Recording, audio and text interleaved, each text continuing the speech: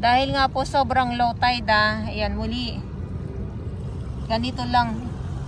Pag sobrang low tide, ganito ang ating makikita dito sa Manila Bay Dolomite Beach po. Itong mga itong mga, hindi ito mga tahong, kundi mga bahong daw po ito. Kamag-anak, parang tahong din po siya. Kamag-anak to ng kamag-anak ng tahong. Pero hindi siya tahong, bahong ang tawag daw po dito. Aywan ko po sa ibang sa ibang lugar. Sa inyong mga lugar, hindi ko po alam kung anong tawag nito sa inyo. Kasi may nag-comment po, bahong daw po ito. At ganito lang daw po yan sila kalalaki. O yun po ang sabi sa comment. Okay? So maraming salamat po sa inyong lahat at sa mga baguhan. Yes, welcome sa channel ni Miss Jolaine Dorables. Mahalin niyo po ako ng buong buo. Yun ay hindi galing sa ilong ng maisingaw. Garo sa buwan. Okay, so dito naman mabalik tayo dito sa mga sa mga lamang dagat na nakikita natin tuwing low tide. Ayan, so dahil nga low tide, ito yung ating makikita, mga tahong or bahong. Paki-correct nyo na lang po ako. Hindi ko alam kung anong tawag nito sa inyong mga lugar kasi sabi nila sa iba kong mga nababasa na mga comments, sabi nila ay mga bahong daw po ito. Yung iba naman ay mga tahong naman daw po. Ayan, siguro sa bawat lugar po ay iba-iba lang siguro yung tawag dito. Kaya ganon. Okay, so magandang umaga, Manila Bay Dolomite Beach po tayo. Pag tuwing low tide, sobrang low tide po talaga. Ito ang ating makikita dito. Itong mga iba't ibang mga shell. May mga pa nga dito, yung mga parang, hindi ko alam kung anong tawag doon, yung kamag-anak din ng kamag-anak din po siya ng halaan. Maliliit din na na puti, ganon. Ang dami. So ito naman, itong mga shell na ito na nakukuhanan ko ay ang kinakapitan nito ay itong mga geotextile naman po dito sa Dolomite Beach po. Kumbaga, sobrang dami nila. Kumbaga, ayan yung iba nga nakaano na. Mga nakaano na sila, wala nang laman eh.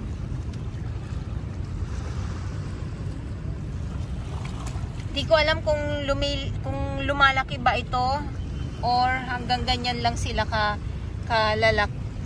kaliliit or kalalaki. Ayan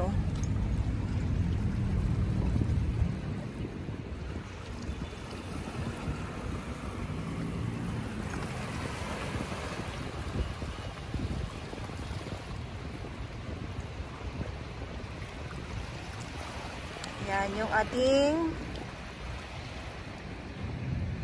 dalampasigan po.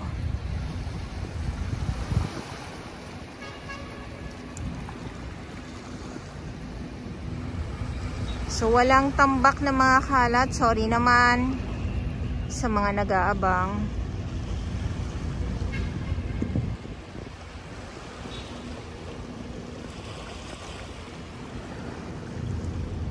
Ito po ang inyong makikita.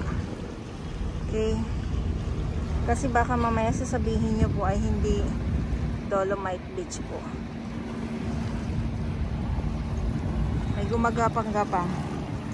May gumagapang. Ayun Ayan Ayan Tapos yan ganun din. Itong mga bahong or tahong. Tapos dito pa sa kabila. Ayan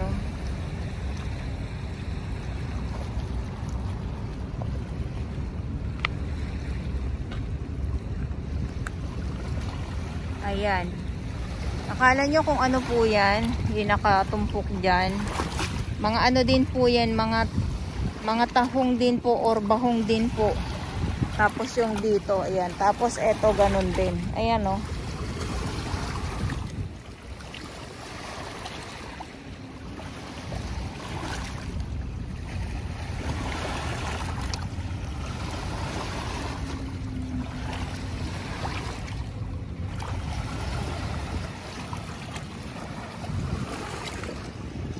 Tapos yung mga ibon ang inaabangan ay ang syempre yung kanilang makakain ang mga isda na dumagsa dito sa dalampasigan.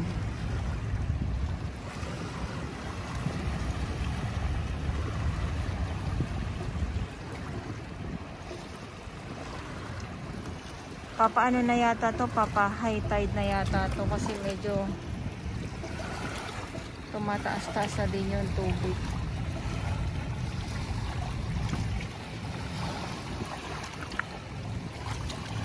Kung sakali nyo kung ano to, ganun pa din po. Ayan o, sa ilalim meron to sigurado. Ay, wala. Wait lang nga. Wala, meron nga. Grabe, ang dami no. Ayan o. Ang dami, grabe.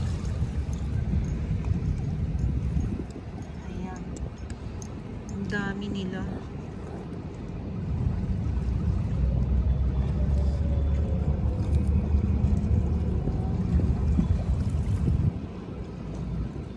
Ganyan lang siya ganyan lang siya kaliit. Kaya hindi ko alam kung nakakain po ito or kung mayroong mga laman sila. Takpan natin para hindi sila maistorbo.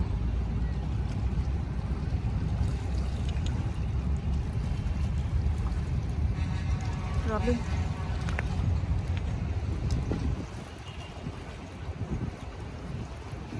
Ay, ang dami.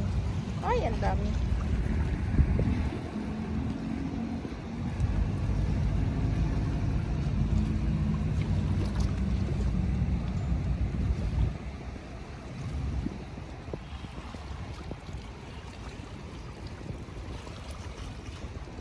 Okay, so ito yung update ko ngayon dito sa muli.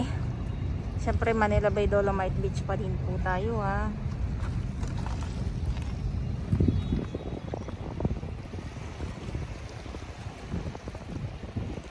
Napaka low tide lang po talaga.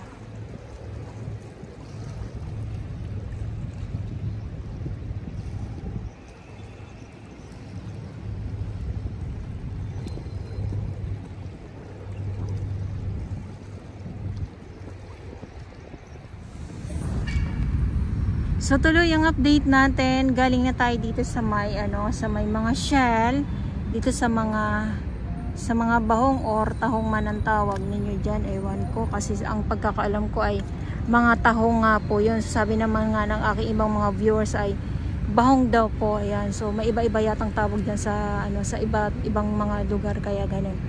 Okay, so dito muna tayo yung ating mga namamasyal diyan. Tamang upo lang.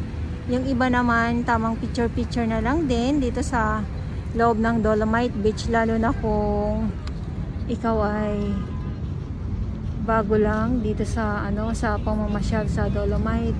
Kailangan ay sulitin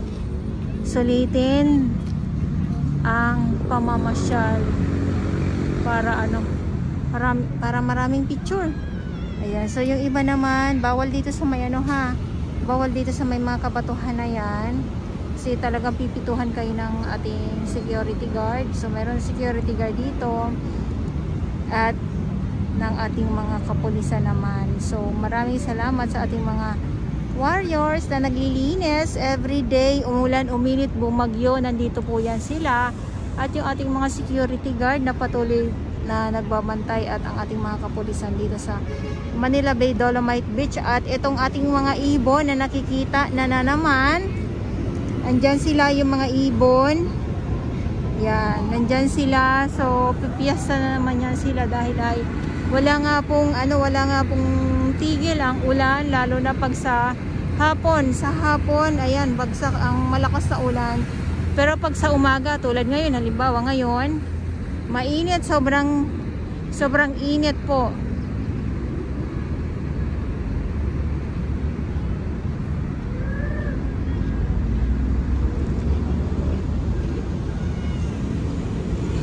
Ay na, nilapitan na ng ating security guard.